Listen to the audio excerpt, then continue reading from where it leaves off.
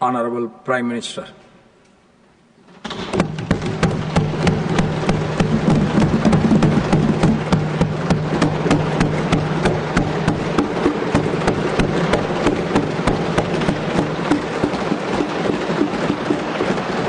आदरणीय सभापति जी, शीतकालीन सत्र का आरंभ हो रहा है और आज सदन के हम सभी माननीय सदस्यों के लिए ये गर्व की पल है। आपका स्वागत करना और आपके मार्गदर्शन में सदन के माध्यम से देश को प्रगति की राह पर ले जाने के लिए महत्वपूर्ण विषयों पर चर्चा, महत्वपूर्ण निर्णय और उसमें आपका अमूल्य मार्गदर्शन एक बहुत बड़ा अवसर हम सबके लिए है। मैं सदन की तरफ से, मेरी तरफ से आपको बहुत बहुत बधाई देता हूं, आपका अभिनंदन करता हूं और आपको शुभकामनाएं देता हूं। और मैं विश्वास भी कर देता हूं कि सभी इस सदन में बैठे हुए माननीय सदस्य ये उच्च सदन की गरिमा को संभालते हुए आपकी गरिमा की भी सदा सर्वदा चिंता करेंगे, मर्यादा रखेंगे, ये मैं आपको विश्वास दिलाता हूं।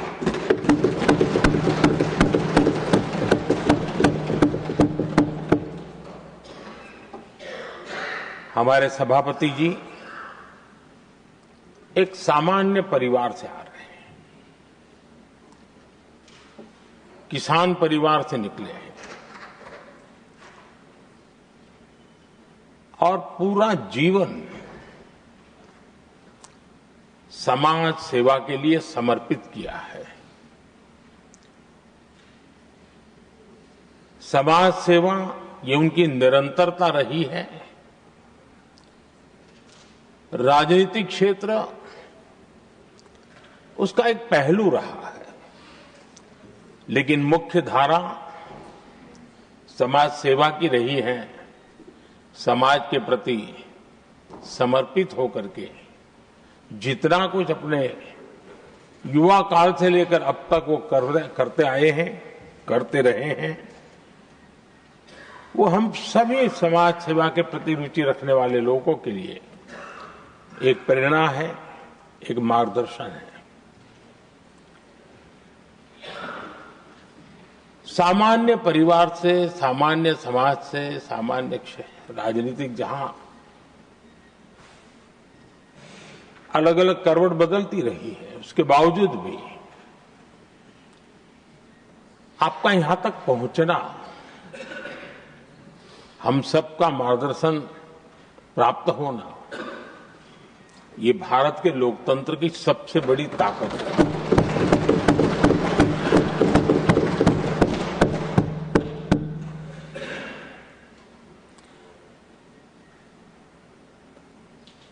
ये मेरा सद्भाग्य रहा है कि मैं आपको लंबे अरसे से परिचित रहा हूं। सार्वजनिक जीवन में साथ साथ काम करने का अवसर भी मिला है। लेकिन प्रधानमंत्री के रूप में जब मुझे यहां दायित्व मिला और जब मैंने आपको अलग अलग जिम्मेवारियां में काम करते देखा, तो मेरे मन पर अतिशय सकारात्मक भाव जगना बहुत स्वाभाविक था। क्वायर बोर्ड के चेयरमैन के रूप में हिस्टोरिकली हाईएस्ट प्रॉफिट वाली इंस्टीट्यूशन में कन्वर्ट करना, यानी आपका किसी संस्था के प्रति समर्पण हो तो कितना विकास किया जा सकता है, और कैसे दुनिया में उसकी एक पहचान बनाई जा सकती है, वो आपने करके दिखाया। आपको भारत के कई क्षेत्रों बहुत कम लोगों को ऐसा अवसर मिलता है। आप झारखंड में, महाराष्ट्र में, तेलंगाना में, पुडुचेरी में राज्यपाल, लेफ्टिनेंट गवर्नर अलग अलग दायित्व संभालते रहे। और मैं देखता था कि झारखंड में तो आदिजाति समाज के बीच जिस प्रकार से आपने अपना नाता बना दिया था, जिस प्रकार से आप छोटे छोटे गांव तक दौरा करते थे, वहां के मुख्यमंत्री बड़े गर्व के साथ इन बातों का जब भी मिलते थे जिक्र करते थे।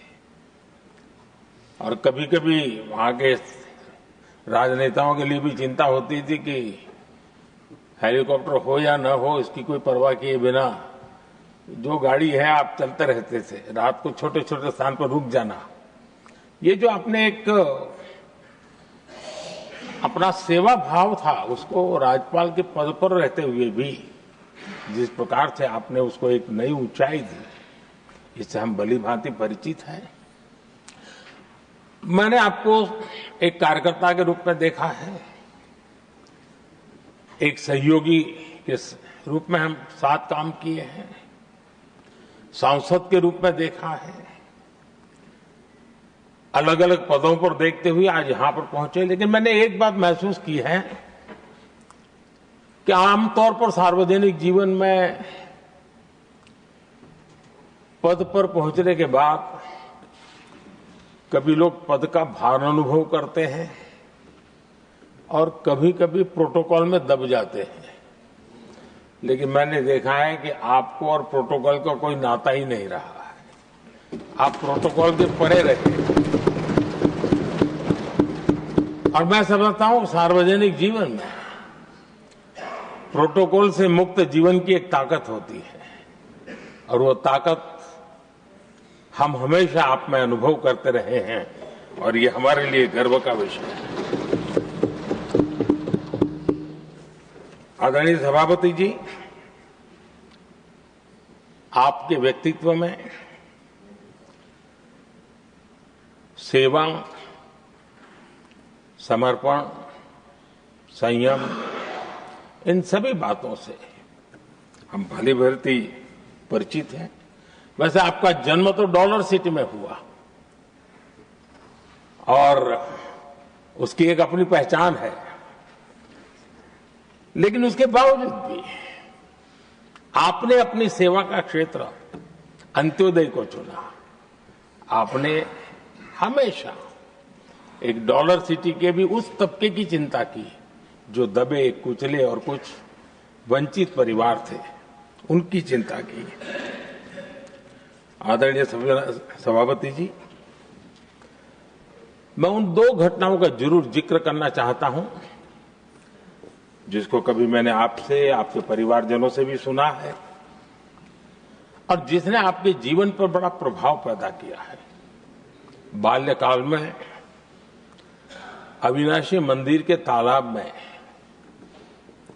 आपका डूबने की संभावनाओं के बीच की अवस्था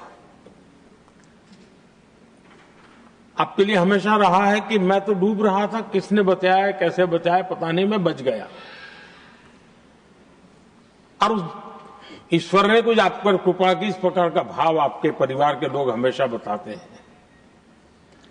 और दूसरा जो हम सब बहुत बारीकी से जानते हैं, जब कोयम्बतूर में लाल कृष्ण आडवाणी जी का यात्रा होने वाली थी, उसके कुछ समय पहले एक भयानक बम ब्लास्ट हुआ।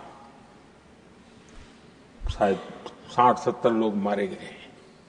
भयंकर बम ब्लास्ट था और उस समय आप बाल बाल बच गए थे। इन दोनों में जब आप ईश्वरीय शक्ति का संकेत देखते हुए अपने आप को समाज के प्रति अधिक समर्पित भाव से काम करने की जो आपने वजह के रूप में उसको कन्वर्ट किया, ये अपने आप में एक सकारात्मक सोच से बना हुआ जीवन का प्रतिबिंब है। आदरणीय सभापति जी, जो एक बात मैं जानता नहीं था लेकिन अभी मुझे पता चला, आप शायद अभी उपराष्ट्रपति बनने के बाद काशी गए थे और आपका काशी का दौरा था, तो एक सांसद के नाते स्वाभाविक रूप से मेरा मन वहां सब कुछ ठीक ठाक हो ही रहता है। लेकिन आपने वहां एक बात बताई जो मैंने सुनी, मुझे मेरे लिए नई बात थी। आपने वहां कहा कि आप वैसे तो नॉनवेज के आदी थे, लेकिन जब पहली बार आप काशी गए थे जीवन में और काशी में पूजा वगैरह की, मां गंगा को अपने आशीर्वाद प्राप्त किया मां गंगा से, और पता नहीं आपके भीतर एक संकल्प जगा और उस दिन से आपने तय किया कि आप अब नॉनवेज नहीं खाएंगे। अब ये कोई न कोई सात्विक भाव, कोई नॉनवेज खाने वाले बुरे हैं ऐसा मैं नहीं कह रहा हूं, लेकिन आपके मन में काशी की धरती पर विचार आया, तो एक सांसद के नाते मेरे लिए भी एक स्मरण रखने वाली एक घटना के रूप में मैं उसको हमेशा याद रखूंगा। भीतर कोई न कोई आध्यात्मिक भाव जो इस प्रकार की दिशा में ले जाने की प्रेरणा देता है। आदरणीय सभापति जी, छात्र जीवन से आपकी नेतृत्व सामर्थ्य रहा है।